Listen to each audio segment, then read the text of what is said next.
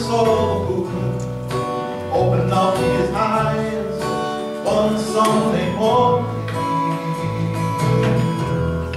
Say he's invited to a party for Christ. He must be going. He heaved himself up with a groan, standing slowly, came down those steps of stone, and asked me where to catch the next train to Jerusalem.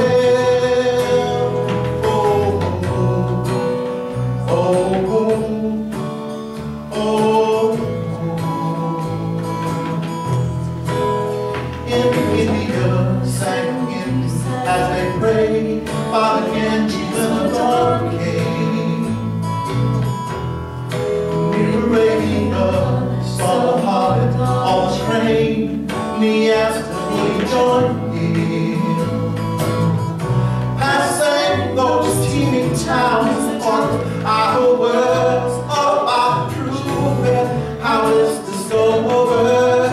Granny pets of news and stories from these 1,000 years. Say, hey, friend, I feel this party for Jesus.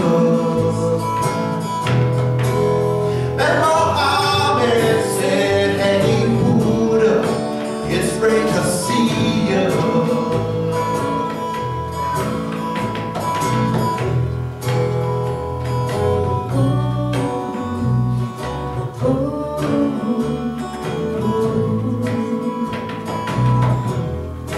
Finding the place with the help of Abraham, waiting from a doorway. They greeted faces from 1,000 holy lands, present day and always.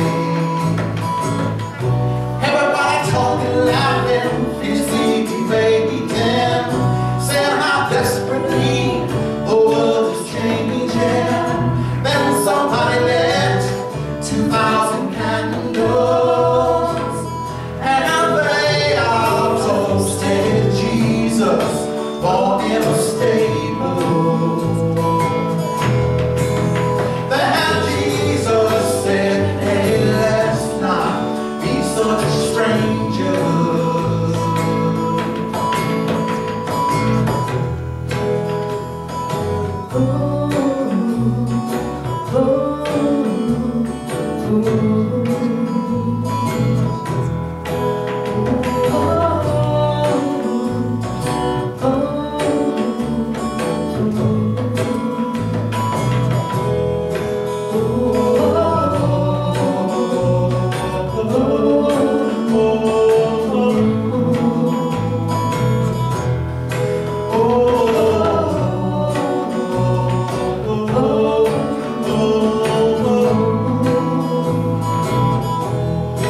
I saw the Buddha open up his eyes one Sunday morning.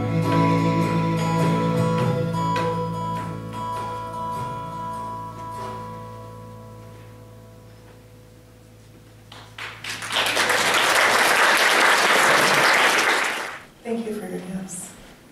Saoirse and Maggie will come up and we'll begin to hear from our speakers. My name is Saoirse, and since I'll only be turning 10 in February, I haven't lived very long. But even in just 10 years, I've learned a lot and done a lot and had a lot of things happen to me. One of the really big things I remember happening in my life was my parents getting divorced. I had a really hard time with that. I remember staying up late and crying about the divorce, not knowing how anything would be better again. It was sad, but what I learned was that it's okay to let your feelings out, and if you don't, you'll be stuck with that hurt for the rest of your life. One of my most favorite things in the whole world is nature. I made the decision to become a vegetarian because I want to do my best not to hurt animals. When I grow up, I want to become a biologist and learn as much as I can about nature and the Earth's beautiful creations. But I also know the world is an unfair place. I want to do my best to make it better. I know I can do this by caring for all life forms, helping others, and doing much for others, but asking little from them in return. Another exciting thing that happened was that last year in March, my mom's friend Sadie moved in with us. She's very nice, and I am glad to have her in our home. My mom is a Unitarian Universalist, and my dad is Mormon. This makes it hard for me to decide what to believe. But because of this, I've learned that even though I might not agree with someone's religion, I still need to treat them with respect. So far, the first decade of my life has been pretty good. I've made lots of friends and gotten really good at my video games. I can't wait to see what comes next. Okay, so my name is Maggie, and I'm a member of the senior high group here at South Valley, and I'm representing the generation 10 to 20.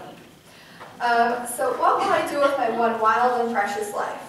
Being a senior in high school, I've been asked this question about 1,000,001 times, and will continue to be asked this question about 1,000,001 times more before I actually graduate college. Now, generally when I'm asked this question, people are wondering like where I'll go to school or what I'll major in. And this is what I tell them. I got into Boston University, so that's where I'll be attending in the fall. And I don't know what I'll major in, but I'm okay with that because this is the time of my life where I'm supposed to explore and find what inspires me. That is only just a small part of what I really want to do with my life. I am hopeful that this big leap will help me, pause. I am hopeful that this big leap will help me accomplish what I truly want most in my life, because my adventure is, okay, I'm having a really hard time. Let me just restart again. Not that far. I am hopeful that this big leap will help me accomplish what I truly want most, because it already has, and the adventure is barely just beginning. That was complicated, okay. Moving to Boston will be the most life-changing event in my life so far, and has been one of the most stressful decisions I've ever made.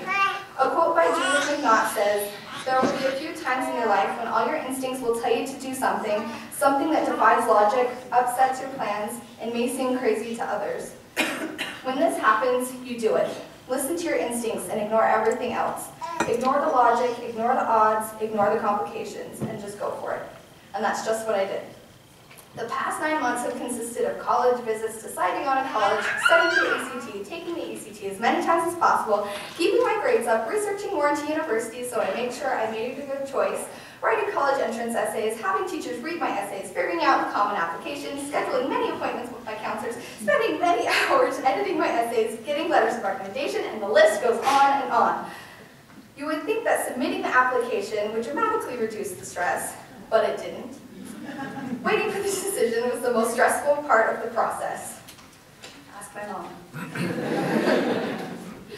I began worrying that Boston University never got my application. I started planning applications to other universities just in case I didn't get in. I was even dreaming about reading the acceptance letter. I obviously was accepted, and it's still unbelievable to me.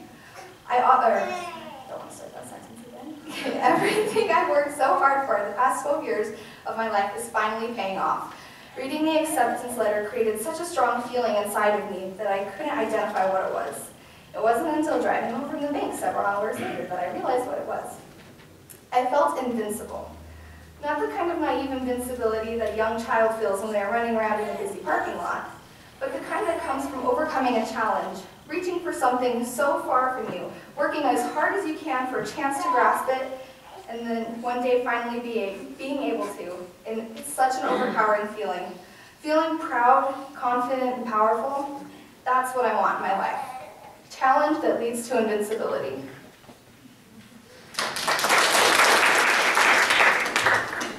I'm Jessica. I'm representing the 20s. Are you guys ready for it to get cheesy? Because that's what's going to happen. At nearly 27 years old, the best years of my life are supposed to have ended. I've graduated with my master's degree. My best excuses to be irresponsible have all flown by, and all that's left are my career and a stack of bills. Although all of this is true, I disagree with the statement that the peak point of my life was supposed to have been my early 20s. Things are even better now than they were then, or at any point before then, and I'll explain why. Now, I know how to say no. Now, I have a better idea of who I am and what I want out of life. Now, I'm starting to understand what's important and how to prioritize. And now, I know how to remove myself from toxic situations and relationships, even though I'm no closer to thwarting the emotions tied to having to do it. Of course, there's room for improvement. So maybe it's lucky that I plan on using the hopefully many years before me to work on a few more things. I know I can do it, and not just because my experience thus far has made me stronger. I know because I won't have to do it alone. Regardless of where I've gone, and I mean gone in both the geographical and figurative meanings, I've formed friendships that are life-changing. They gave me family when my blood relatives could not be there. Wherever I go, there are things to learn, people to meet, and experiences to check off the bucket list. I and everyone I know stumble through life a little blindly, no matter how much help or advice we give to one another. We have a plan, but getting there is a little like walking on an unfamiliar beach at night with nothing but a flashlight, not knowing when the tide will turn, waiting for Gandalf to show up and give some direction already. So, where is my current life path leading me? I'm not sure, but I think it will involve a balance of choice and happenstance, love and fear, soaring joy and crushing guilt and sorrow. That's how it's been so far, and that's how I'm assuming it will continue. And I think most people who look backward and forward at their lives will agree. We are not alone, no matter how alone we might feel. I used to think I was alone, but now I know better, and I love better too. I'm excited to see where my life goes from here. This dark beach is lovely and scary in equal measure, and I'm going to take on the challenge with this little flashlight that I have in my heart. Thank you all for being a part of my wild and precious life, no matter how big or small a role you're playing. May you live and love better each day of your own wild and precious lives. My name is Shannon Black, and I will say I am extremely grateful that it is not true that the best time of your life is your early 20s. When my ancestor first came to this country in the 1600s, he changed his last name to Black as a sign of defiance of his family's values and as a sign that he was the black sheep of his line. So I guess you could say I was born with rebellion in my blood. I participated in my first march at the age of 12, and at 15 I organized my classmates in our first act of civil disobedience. There was fire in my soul, but then my 20s came and somehow that fire died. There are a lot of reasons, but I'm not going to talk about them today because I'm actually here to talk about my 30s, where I learned that no matter how cold the coals may be, you can always find an ember to breathe into life, that it's never too late to restart the flames. But my 30s started in a very dark place. I was married to my second husband, a man who checked off all the boxes on the LDS spousal celestial list, but left my heart untouched. I was active in church, and I had just given birth to the third of 3 wonderful children. But I was suffocating, unable to make the moral compass of my heart match what I was being told was right from those I had sustained as authorities in the world. And one morning I woke up realizing that for the past few months I had been actively planning my death. And I knew at that moment that if I did not take some great and terrible step, I would be dead before the year was out.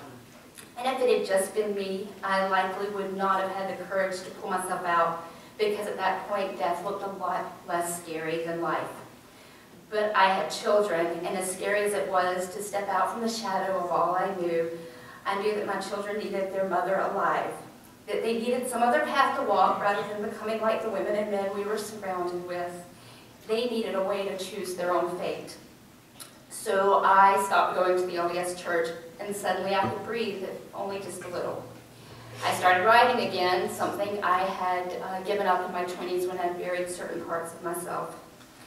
I joined an online writing group to connect with other writers. One day, I wrote an entry about my struggles with the LDS church and why I had chosen to leave. Later that day, I received a message from another member of the group, a woman who was struggling with a similar decision. We began a correspondence and eventually became close friends and confidants. Her name was Sadie Toman, and 4 years later she moved to Utah. But during that 4 years, a lot of things happened. With the encouragement and help of my writing friends, I finally left my husband and broke most ties with my family. Not because I wanted to, but because in order for us to maintain a relationship, they require me to live an inauthentic life. And it had been living that lie and trying to please those around me that had almost killed me. I came to terms with my sexuality. I re-entered the social justice arena, doing what had given me purpose from my earliest memories. I went back to school and got my degree. I began to travel, to reach out to the world in a love affair with all the diversity it could offer.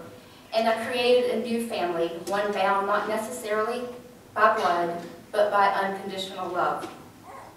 I became a Unitarian Universalist, and finally, just recently, came to terms with the divine and decided that we could be friends after all.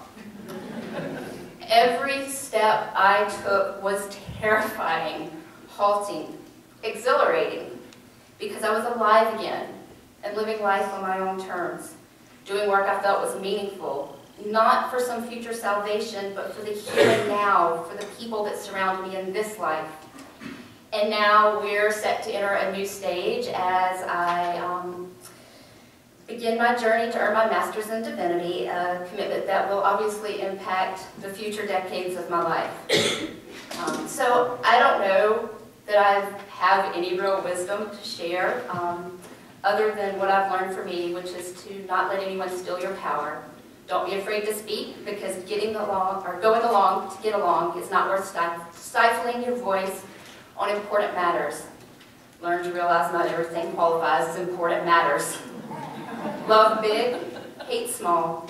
Find out what your absolutes are, and that everything else in between is often a matter of individual life experiences and points of view. Recognize fear, but do not be afraid. Do not let the unknown paralyze you, because it is in the unknown that we find ourselves. The best is both now and yet to come. So a few years back, probably more years ago than I'm realizing, I was asked to talk at another Wild and Precious Life service. So I thought I'd take a look back at what I'd said and see if my thoughts had changed, or if I'd actually done some of the things I said I would do. After all, the last one had been when I was in my 30s, and now I'm 41, so things should be different, right? And they are, somewhat. I can see that some of my focus and my thoughts about my life was definitely different, but much of my deeper self remains the same, and probably always will. I'm an introvert. I know some people that know me find this funny, but trust me, it's where my comfort lies. It's far more soothing to me to cocoon myself in my alone time, pull away from everything, and be lost in my own thoughts. I let myself go there now and then when you see me contentedly sitting alone, lost in some activity by myself. It's not where I grow, though. It may be where I recharge, but the places where I actually grow, where I break free of that cocoon and stretch my wings, daring to spread their fragility out into the world. Sharing my art and my writing is like that, exciting and risky, laying so much of myself out to be judged. Honestly, for me, going out and trying to visit with a big group of people is like that. And teaching is often like that too.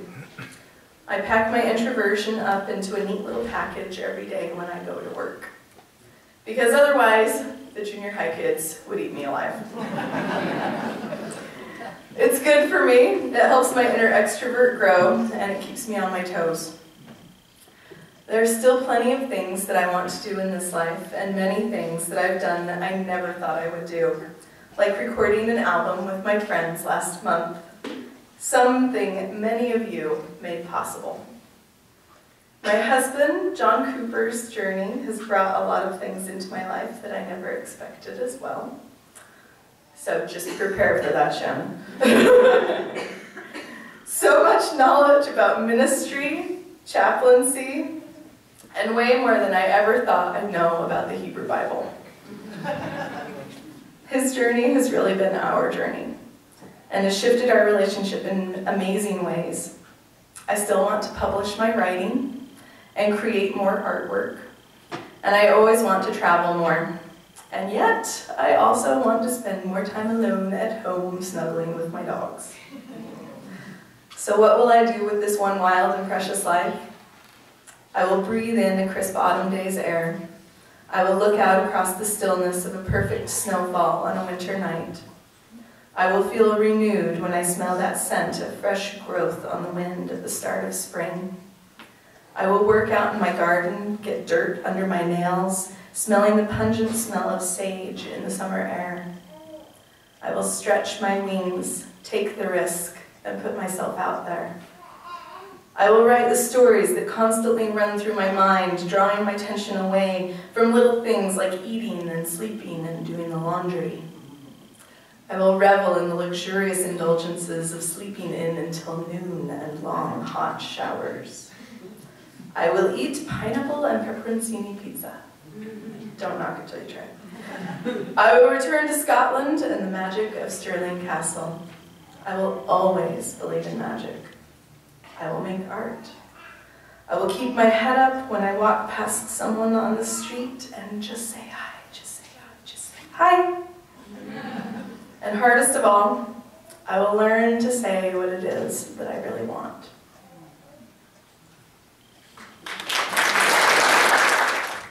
A few days ago, my youngest niece posted a comment on Facebook suggesting alarm that hers was the last generation who will have their baby pictures that were not taken on a smartphone. I'm not sure I believe this because I didn't get my smartphone until just this year, about last year. I started thinking about how many times I had commented to anyone who would listen how alarmed I was that, well, I wasn't really alarmed, but mine was the last generation that was in black and white. I thought about my niece and thought that it might surprise her to know that all of my college papers were written with a typewriter. She probably thinks that only old people use telephones that had cords, and I wonder if she'd even seen a phone with a rotary dial. I started to think about how much has changed since I was 17. A cell phone, I was the first one I know to have gotten a cell phone, and the one that I used for my work was actually the size of a brick and had a battery that lasted 20 minutes on full charge. I did not see a personal computer until after I graduated from college. This was something that ignited my passion. It was so new and so exciting for me. So many of the things that I had found exciting are now obsolete. Things that I have now never been able to possibly imagine are now commonplace. I have been many things in my life. I have been an LPN, a nurse's aide, medical technologist, and because my passion became computers after graduating from college, I went from a tinkerer, hobbyist, to a support person, to working on a data dictionary. I've done many things with computers. Many things with dial-up modems, mainframe computers, things that are, again, obsolete. I'm finding it changing so fast that it's harder for me to feel the passion that I once felt. I am finding that this is a decade of transition for me from the known to the unknown. I believe I had done this speech when I first turned 50. At that time, I had 8 siblings, 2 parents, several aunts and uncles. I had a job that was my dream job, truly more than I could have hoped for. Now at 57, I have 6 siblings, no parents, no aunts, and only 1 uncle. In the last 3 years alone, I have lost 3 members of my immediate family. I am the youngest in my family, so I'm not entirely surprised. It's not unexpected. It's new to me, but I'm sure it's not new to most people that are older than me. I am now forced to think about my own mortality. I have been fortunate to find new members to add to my family, and also got married this year legally for the first time.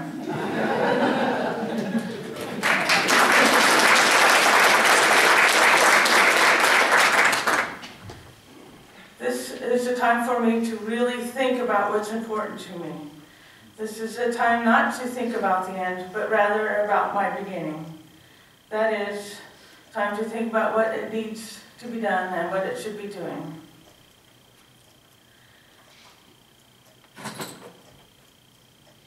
I have stopped caring about what other people think, mostly because I've learned that those in my life who care about me matter the most, and they are the ones that support me for who I am.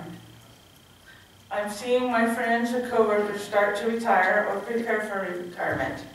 I am expecting to retire from a field that is changing so fast I'm tired of keeping up. I want to find something new for me where I can grow. I want to write more, I want to travel, and I want to spend much more time outdoors. I look forward to a future for me that is unknown at this time. I plan to learn new things that I have not imagined yet. I have a new understanding of how fleeting life is, and I intend to make the very most of each day and appreciate friends and loved ones and care for them. And I am thankful for this community that will be with me as I discover new things and support me when some things might fail. But I am happy with where it's going so far. Thank you. Bye. Good morning.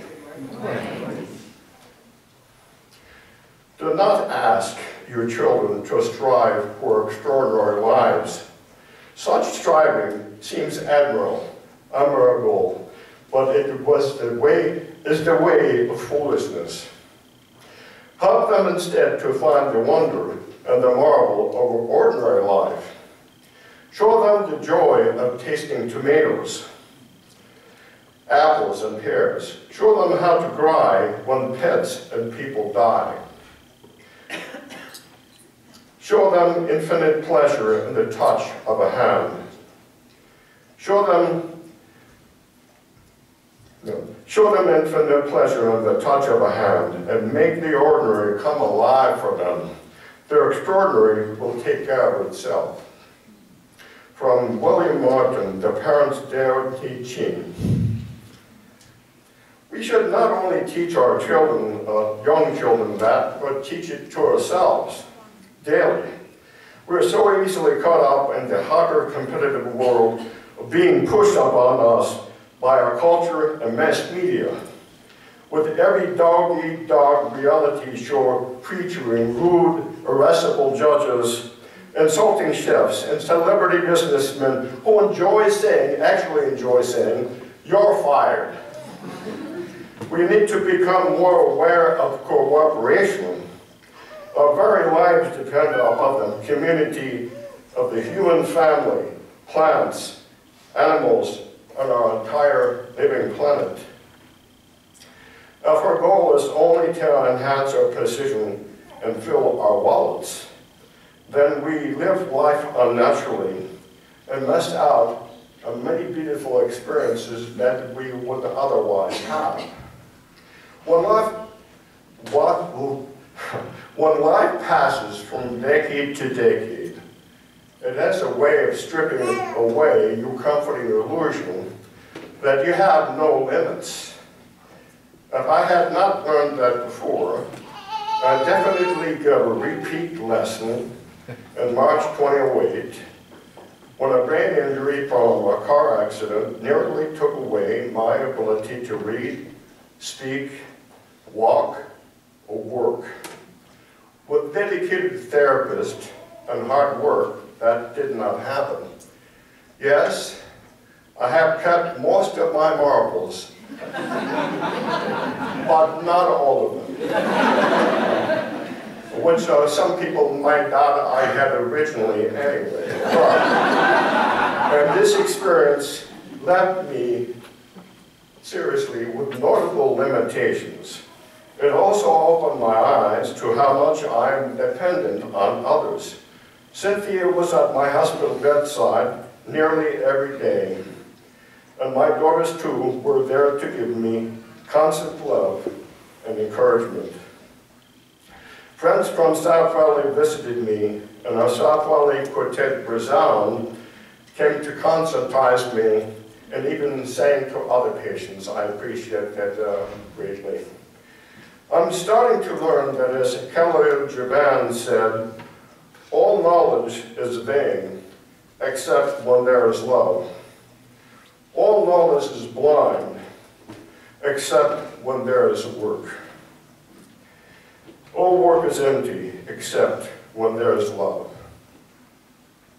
I continue to enjoy my work, and at South Valley as a lead religious transition group, I plan to continue to support those who are experiencing serious and sometimes wrenching losses of family relationships and faith. When not at church, I will continue to enjoy the beautiful masses of William Byrd and John Tapper, the nocturnes of Chopin, the melodies of Vivaldi, Bach, Telemann, Beethoven, Rachmaninoff, and Lorena McKennitt. I immensely enjoy the kids who laugh. One thing I did not include on my written remarks is I have learned that you can do far more than you ever imagined, that you can stand far more. And that thought gives me courage and comfort for the future. I will continue to seek and enjoy more knowledge about history, psychology, religion, and the opportunity to enrich my life and interactions with everybody I meet. And sometimes I'm just ridiculous.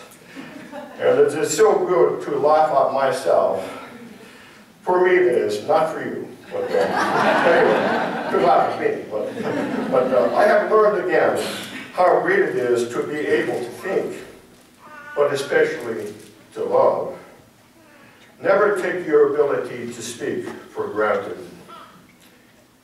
Express your love in word, deed, and gesture. Amid loss, be grateful for what you do have.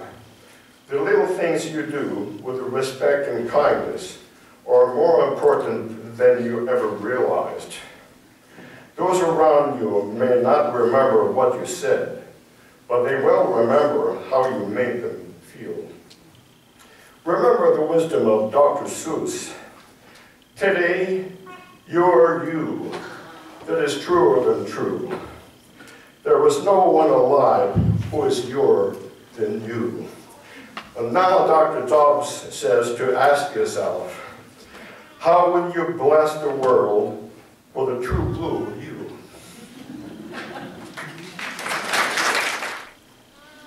I'm Phil Quigley, and I'm representing the 70s. Sounds old to me.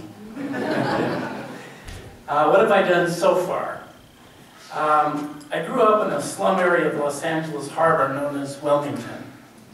It was a rough area, and we moved when I was 12 years old to Garden Grove, California in Orange County.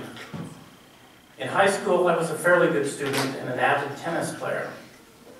I went to college at UCLA and graduated in 1967. Unfortunately, by that time, I was diagnosed with Crohn's disease, and it not only impaired my grades in college, but was to limit me in a number of ways. Still, I decided to go to law school, and one of the best law schools that I was accepted to was at the University of Utah. However, the Crohn's disease kept me in and out of the hospital, and I was not able to finish law school. I think now maybe that was a good thing. Most lawyers don't seem to like their profession much. There are exceptions. But of course, we could never know what would have happened in the paths not taken. About that time, I met Lori. Saw her graduate from U magna cum laude and begin work on her master's degree in deaf education. I credit myself with corrupting her religious beliefs. Although she was well on her way by the time I met her. We got married, but didn't have children right away, which was probably a good thing because I developed a roaring case of alcoholism. I stopped drinking in May of 1973 and haven't had a drink since then.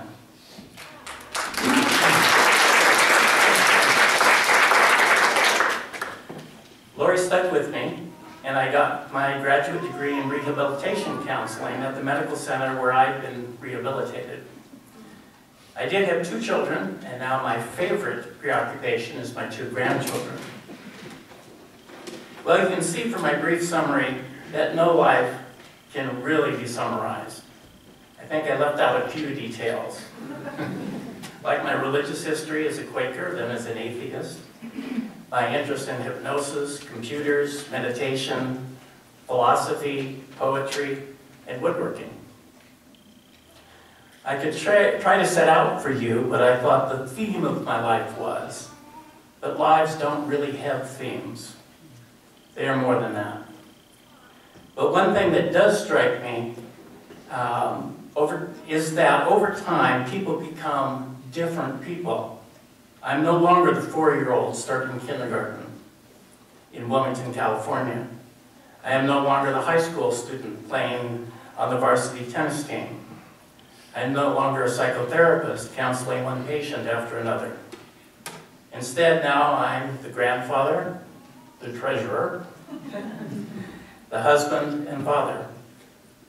Just as people's photographs change over time, so too does much about our personality, what we care about, what we think about, and what we hope for. We are not so much isolated individuals as we are parts of the web of life, changing in relationship to and because of the things around us. The sense of continuity is as much an intellectual abstraction as it is a reality. I don't really mean that to be as absolute as it sounds. Sometimes we can make plans and carry them out. It's just that often the result is not much like we planned in the beginning. Now, having said that, what do I plan for my next decade? Well, this is what I've come up with so far. I plan to stay alive. I plan to try to exercise more and eat less. I plan to love my family and hold on to my health as best I can. And I plan to read a lot of books and keep coming to South Valley. One of the things I would like to do is to start keeping a journal. I've been meaning to do that now for about 60 years. But so far I haven't quite got the hang of it. Maybe in the 70s I will. You know, as the years increase, the memory decreases. So a journal, along with my smartphone, would serve as a prosthetic memory. I need that now. Isn't this a great service? Wow. Well, I'm here to represent the 80s. And one of the things that first popped into my mind was back in 1981, you know, I had lots of dreams, and one of them was I was involved with a group who was trying to start a church here, right in this building. I was 50 years old. Some of you are 50 now.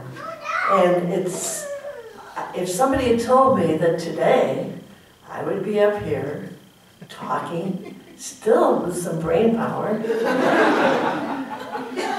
I need a little help to get here, but you know, it almost seems like a miracle. So life is a fabulous thing, and it's so much fun. And you know, when you get older, it's so much easier to look back, because there's so much there. But I got to thinking, well, now in my 80s, how much time do I have left? I'd love to live to be 90. It'd be fun, but you never know.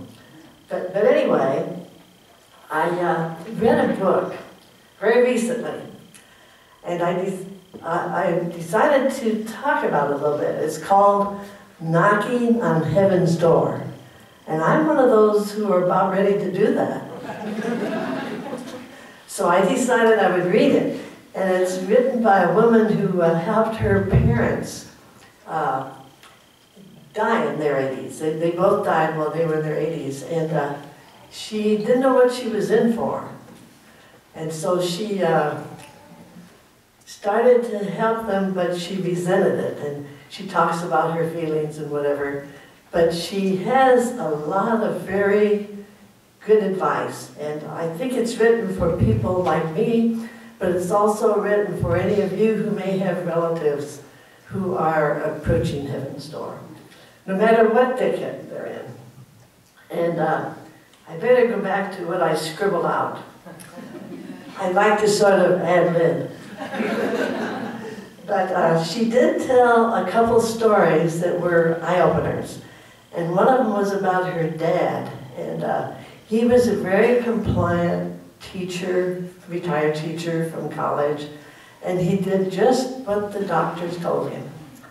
And he was very, very obedient patient. Well, one of the doctors, he was having a very minor surgery, but one of the doctors decided that he needed a pacemaker. So they put in a pacemaker. And then, a few years later, his body decided it wanted to die. But the pacemaker kept moving on. And no doctor would remove the battery. And this turned out to be a nightmare. And as she wrote, where is the line between saving a life and prolonging and agonizing death? So her mother earned some wisdom from all that. So when they told her she needed open heart surgery, she said, no, I won't do it. And so she died the hard way. But the family even got into some conflicts there because both of her parents were cremated, and they wanted to put some flowers on her as she went into the furnace. And the people at the crematory, I guess that's how you say it. Anyway, they would not allow that. And so the family raised such a fuss. Hallelujah, they finally got the flowers. But she just talks about so many practical things that a person doesn't think about. And I really, really, really enjoyed the book, Knocking on Heaven's Door. And the author's name is Katie Butler. So anyway, she has lots of advice, and I have appreciated getting that. So I guess what I came from that book, or what I got from that book, was we have to really think when you're in your 80s and 90s, who do we call for help? What tests and treatments should we really have?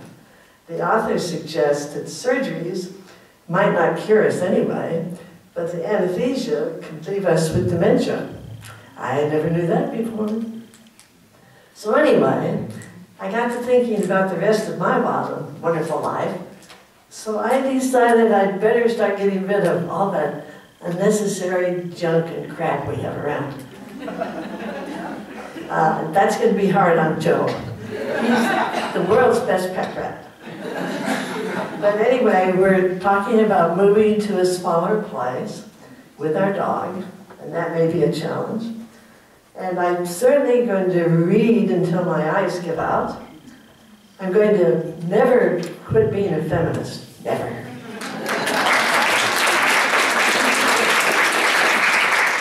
And I plan to stay as cheerful and loving as I can, but sometimes when that arthritis flares up, I want to growl. I'll probably still volunteer. I haven't totally learned to say no. I thought I did in my 30s, but...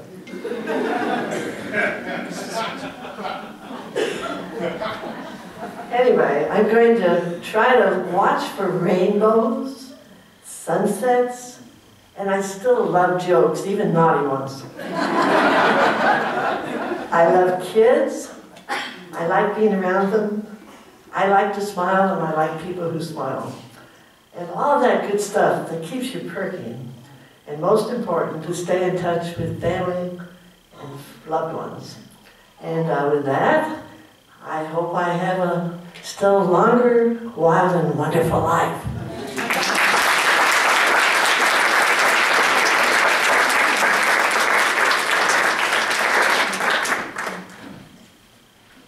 So Lucky, we're going to ask you when you're in your 90s to talk again, okay? When Death Comes by Mary Oliver. When death comes, like the hungry bear in autumn, when death comes and takes all the bright coins from his purse to buy me and snaps the purse shut, when death comes like the measles pox, when death comes like an iceberg between the shoulder blades, I want to step through the door full of curiosity, wondering, what is it going to be like, that cottage of darkness? And therefore I look upon everything as a brotherhood and a sisterhood, and I look upon time as no more than an idea, and I consider eternity as another possibility.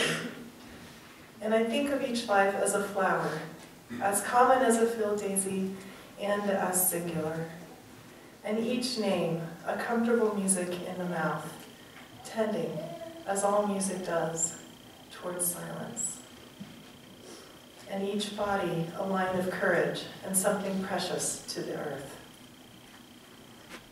When it's over, I want to say, all my life I was a bride, married to amazement. I was the bridegroom, taking the world into my arms. When it's over, I don't want to wonder if I've made of my life something particular and real. I don't want to find myself sighing and frightened or full of argument. I don't want to end up simply having visited this world.